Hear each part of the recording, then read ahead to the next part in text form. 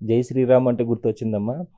ఈ ఆంజనేయ స్వామి వారు మీకు రామనామం జపాన్ని ఎలాగ రాయాలి ఏంటని చెప్పారని చెప్పారు కదా. అవునండి చెప్పారండి.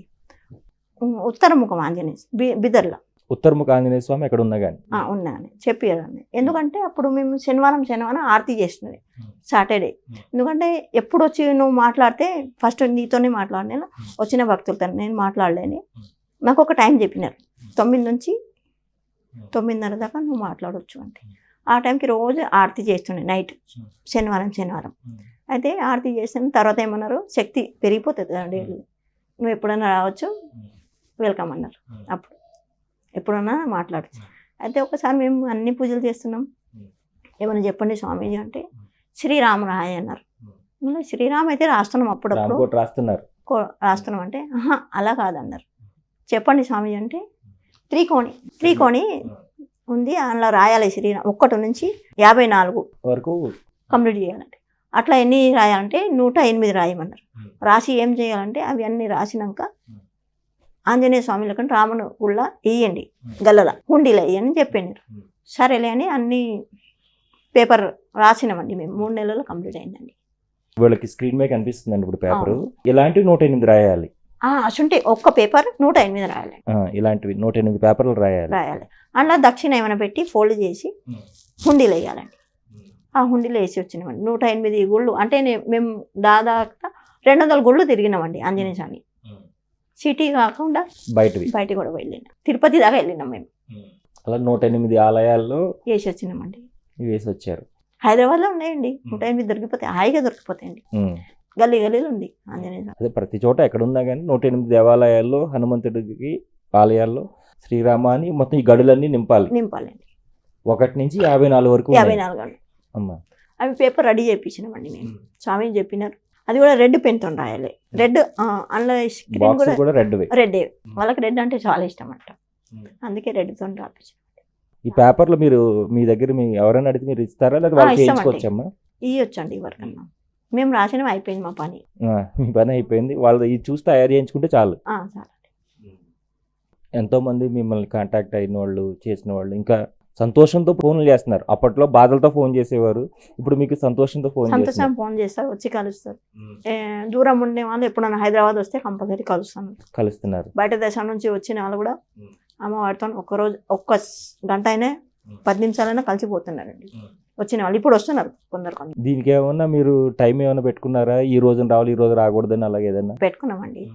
గురువారం నుంచి శనివారం దాకా, గురువారం శుక్రవారం శనివారం అండి 3 రోజులు పెట్టుకున్నాం.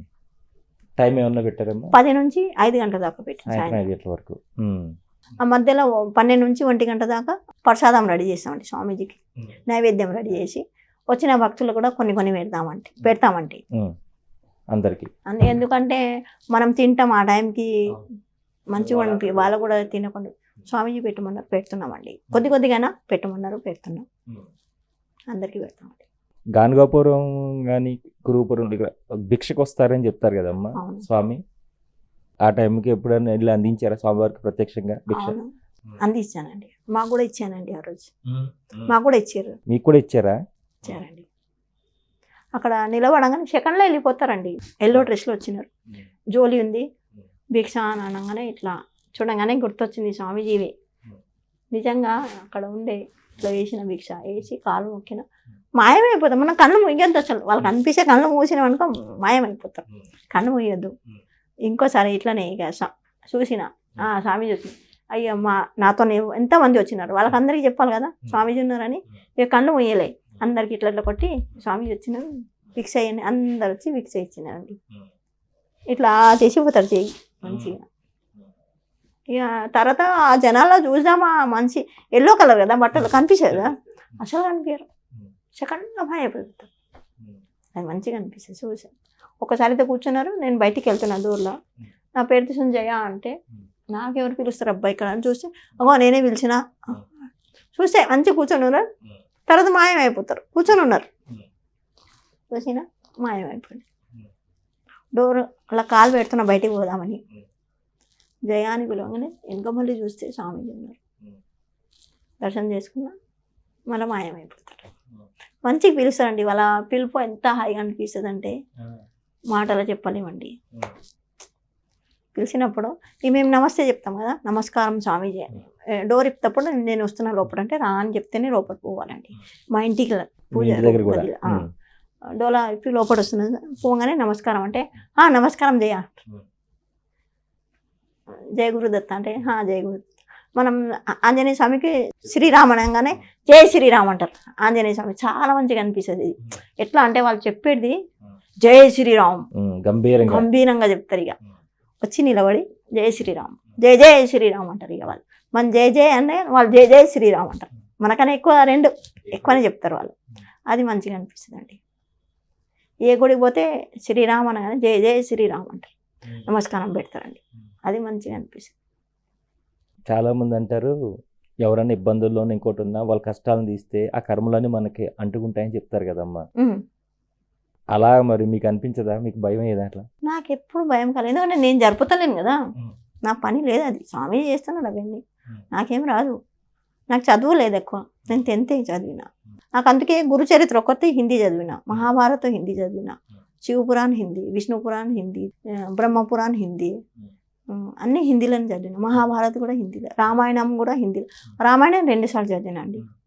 ఎందుకంటే ఒకసారి చూస్తే మంచిగా అనిపిస్తుంది. సీతామాత ఎట్లా వస్తుంది, రాముడు ఎట్లా వస్తున్నారు, యుద్ధం ఎట్లా జరుగుతుంది, ఇవన్నీ మంచిగా అనిపిస్తున్నాయి. ఇంకోసారి చదివిన అంటే అప్పుడు రెంట్ ఇల్లు ఉండే, మన సొంత ఇంట్లో ఎందుకు చదవద్దు అని ఆ ఇంట్రెస్ట్తో చదివినండి. ఈ ఇంట్లో కూడా చదివిన. మళ్ళీ మహాభారత్ చదివిన. అందులో కూడా చాలా మంచిగా అనిపిస్తుంది.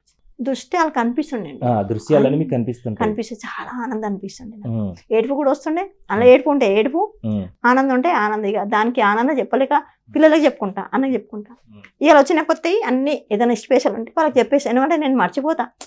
రోజు కొత్త వస్తా ఉంటే నేను స్వామీజీని మాట్లాడతా. ఎన్ని గుర్తుపెట్టుకోవాలి, నేను గుర్తుపెట్టుకోండి. అందుకే వాళ్ళు చెప్పింది స్పెషల్ ఉంటే వాళ్ళకి చెప్పేస్తా, వాళ్ళు గుర్తుపెట్టుకుంటా. వచ్చిన భక్తులు కూడా అంటే మీకు ఏం చెప్పింది మీరే గుర్తుపెట్టుకోవాలి, నాకు గుర్తుండదు. ఎందుకంటే ఎంతో మంది వస్తారు. మీరు చెప్పింది మీరే గుర్తుపెట్టుకోవాలి. అమ్మ మళ్ళీ చెప్పంటే నేను చెప్పలేను, మనకు గుర్తుండదు. ప్రసాదం నచ్చకపోతే వద్దు.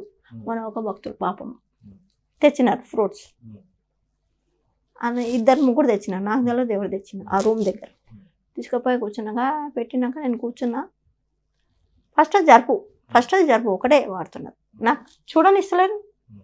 ఎవరితో మాట్లాడినేసి మీరేం తెచ్చినట్టు ఇవి తెచ్చిన, మీరేం ఇవి నేను అవి తెచ్చిన, అవి బాగలేమ్మా ఇంకోటి తీసుకురా, స్వామి ఏం నచ్చుతుంది అంటే మళ్ళీ తీసి పక్క పెట్టి మళ్ళీ వేరే తెచ్చింది.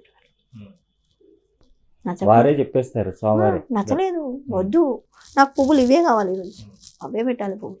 నాకు కూడా చీర ఇదే కట్టుకో, ఈరోజు నువ్వు ఇదే కట్టుకోవాలి, అంతే ఈరోజు ఇదే కట్టుకోవాలి. అట్లానే ఉండాలి. సరేలే. గాజులు కూడా ఫుల్ వేసుకుంటే ఎందుకు వేసుకుంటావు, చప్పుడు వస్తుంది. నేను దత్తభక్తులం మనం.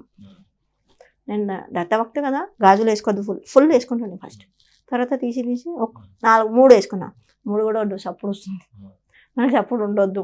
లాస్ట్కి ఒకటి వచ్చింది. నిశ్శబ్దంగా ఉండాలి, శాంతంగా కూర్చోవాలి మనం, అంతే. చప్పుడు ఉండొద్దు. అలా అలవాటు చేసేసాను. అదే అలవాటు. ఇప్పుడు ఒకటే వేసుకుంటా. ఎక్కడన్నా పోనీ ఎవ్వరు ఏమనుకో అనుకోండి, మనకేం చేస్తారు, దేవుడు ఏమనుకోదు. మనం దేవునితో ప్రేమ ఉండాలి అంతే.